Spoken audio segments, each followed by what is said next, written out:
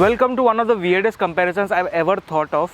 Somebody in the right mind should not be thinking about this, but yes, I have got not one, not two, but about 7 questions where people are confused between the Duke 390 or the Interceptor or the Adventure 390 versus the Continental GT, because for 4.5 lakh rupees or little under 4.5 lakh, they want something that makes sense with them. That is a 390 Adventure spoke wheels that comes at a price of 4,30,000 on road. This is the Continental GT now with alloy wheels. This comes at a price of 4,20,000. So let's find out which one makes sense for you.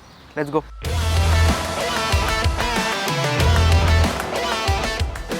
Before we begin with the comparison, let me tell you the differences जो Continental GT में आए हैं, which makes this product a lot more accessible, a lot more price worthy now. Everyone was asking for a very long time that alloys चाहिए, Continental में चाहिए, Interceptor में चाहिए. Now you've got alloys as an option with a new shade altogether. सब लोग को ये भी चाहिए था spoke wheels चाहिए, तो जिसको spoke wheels चाहिए था, now that has also come into place. For the Continental GT, it's not just the alloys. यहाँ पे switch gear भी change हो गया है. Overall seating structure में there is a little bit of difference in ergonomics too.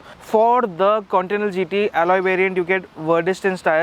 Now these are the best tires you can get in the market because the way these tires have been gripping, it's just insanely crazy. So we start talking about the 390 Adventure. Spoke wheels तो है ही, but there's one major change which has come into picture, and that is adjustable suspension for the front as well as the rear. Preload, compression, dampening, rebound सब change हो सकता है यहाँ पे.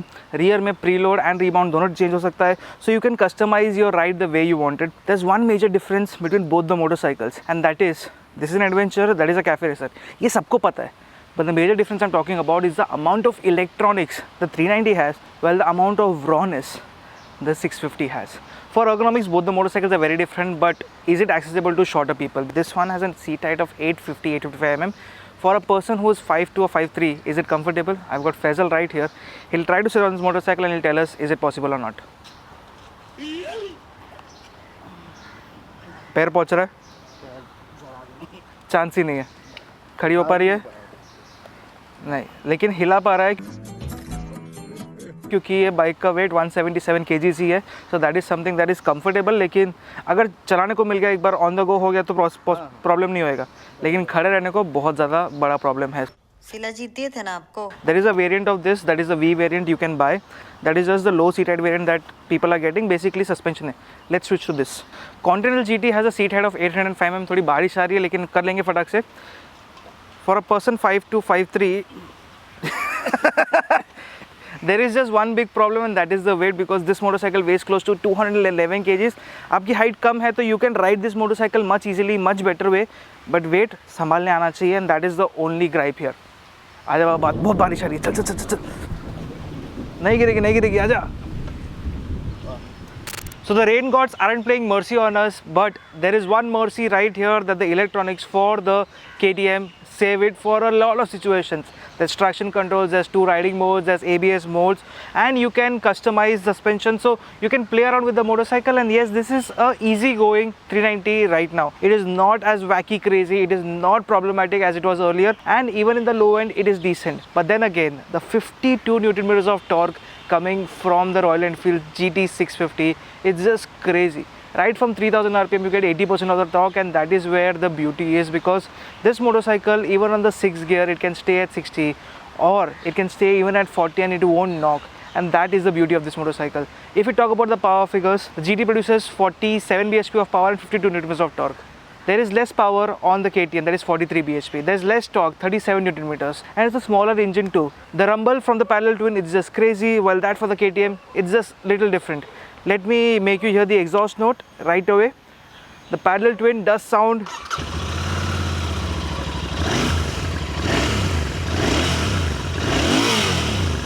quite a lot nice, while the same for the KTM, it's smooth now but decently rough for a single cylinder.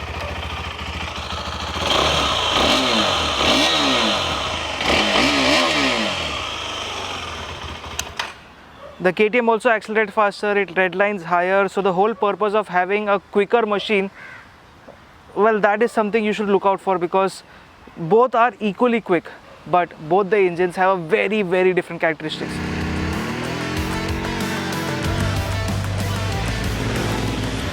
Your purpose brings your choice over here, because with the KTM you can actually go off the road, you can actually have a lot more fun. but this is a pure show-off motorcycle. The Continental GT has the design language, has the engine, and it does feel heavy. If you use that weight to your advantage, if you use it to counterbalance and get around, you will love the GT a lot more, because as I said earlier, for shorter people it is accessible, but you need to be a little bit skillful to use that weight. For 392, you need to have that skill set to play around on the off-road. You need to understand the suspension, and yes, both the motorcycles need your attention. So with the update of the headlight, there is a few things that has changes. So as you turn it on, the DRL stays there, but the moment you turn on the motorcycle and you just kill it here, the light still stays on. However, this won't hamper the battery because it's an LED, but then again, this is something that Royal Enfield needed to work on. Second was the meter, because this console is good enough. Dual pod, you can get decent amount of details. Here you get the odometer and twin trip meters and fuel gauge in the digital section, speedometer, tachometer, that's it. But where is the tripper meter that has been there in the bigger bikes, even in the Super Meteor? That's not offered. Indicators are still not LEDs, these are same yellow Sada Sida indicators, and adjustable levers, which is a little bit different. They are definitely useful, but overall this motorcycle is something that is a style icon. This will get you the attention that even the KTM cannot, because the amount of sheer attention and riding pleasure that this motorcycle gives, it's just maddening. With the Vredestein tires coming into picture and alloys, this motorcycle has gotten even more stable. The wobble which was there, the problem, it has gone away, and the way this one rides, it corners, the way it grips, even in the wet, it's just astonishing. But then it is the fun nature of the KTM that brings you to consider it once again, since you can just go fuck around with this motorcycle and it will still be with you, giving that confidence, giving you a set of smile on your face, because this one can go everywhere, anywhere, if you have the capabilities to do it. And if you want to go the distance, like you want to do 1000 kilometers in a day, you should not shy off from the 390. The adventure engine is not really an adventure engine, does not have that much torque. So if you're going off the road, that might be a problem, that you might not feel the throttle being as helpful.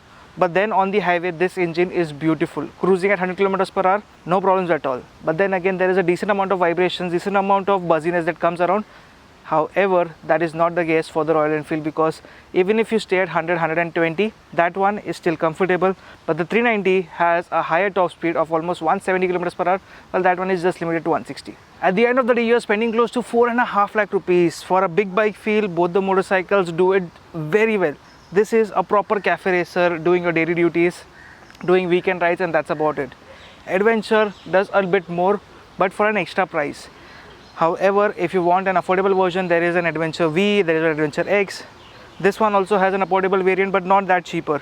So if you are out in the market and you want something that can do it all, you should consider the KTM 390 Adventure. If you want a unique engine, if you want to live that parallel twin rumble, if you want something that's smoother, that's exciting, has that royal feel, the Continental GT or even the Interceptor do it really, really well. If you're still confused, do DM me on Instagram and I'll definitely help you out. If you like this video, do hit the like button. Let me know your feedback in the comments below, and I'll see you in the next one. Bye. Renzo Gorda coming here. Bye bye.